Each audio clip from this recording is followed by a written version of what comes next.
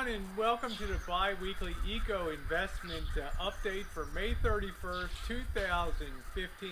I hope that your early summer is off to a banging good start.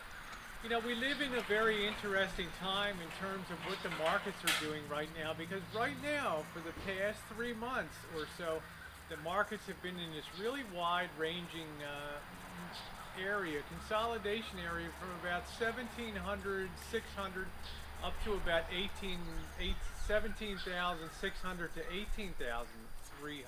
So we've been in like a 700 point range here, and it's times like these when you're an investor that can really try your patience. And as I've said before, having patience is one of the key things that will separate being successful in the stock market from being not successful. And in terms of investing in the stock market, the reason most people lose money over the long haul is because they don't let the market work for them. They run out of patience. They try to front run things.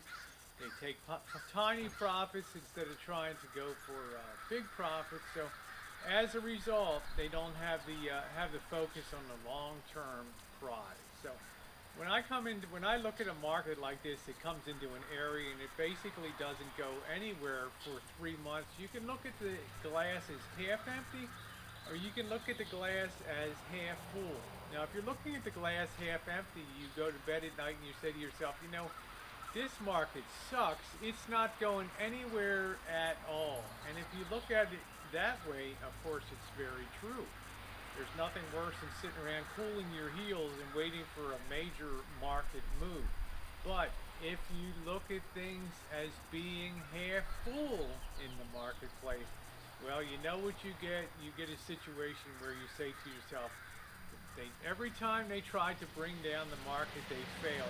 So this is a market that wants to go higher, and probably much, much higher. That's my working thesis here on this market. Now, some people wrote me about the U.S. dollar and some foreign currency things, so I want to get into that. One of the things you see now is that the U.S. dollar has been on kind of a tear here against foreign currencies. And the reason why is because we may be lifting off of our low interest rate level. In other words, holding dollars could be a more rewarding proposition for people around the world. So whether interest rates go much higher or not remains to be seen. The perception is the reality, so people perceive that the interest rate environment is changing, and as a result, they're swapping currencies and things. They're selling their pounds, they're selling their euros, they're selling their yen, and they're sliding into U.S. dollars in anticipating of rolling higher returns and yields, plus currency appreciation. So how far it goes, who knows, but certainly the U.S. dollar strength can't be discounted at the current time. And as most things that go in a bull move, this move is likely to last longer and go farther than anyone can predict right now. So stay tuned for that.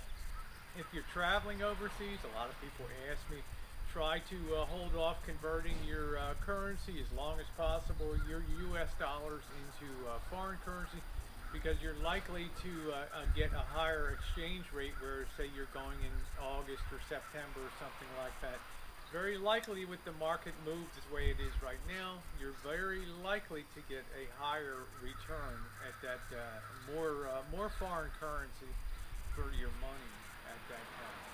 We live in really strange times here, there's no doubt about it. The Fed is definitely, the United States Federal Reserve is definitely seeing the risky aspects of trying to engineer a recovery through low interest rates. They've decimated the purchasing power of people that have money in the bank, people that don't want to take risks, people that don't want to be in the market.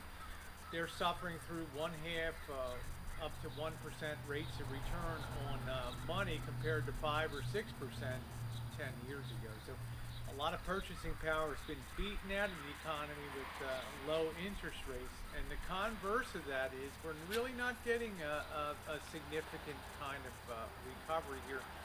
We just continue to build bubbles of the financial variety. Anyway, guys, see you in 2 weeks. I think that'll probably be Flag Day, and we'll check back then with you on the bi-weekly Eco Investment Update.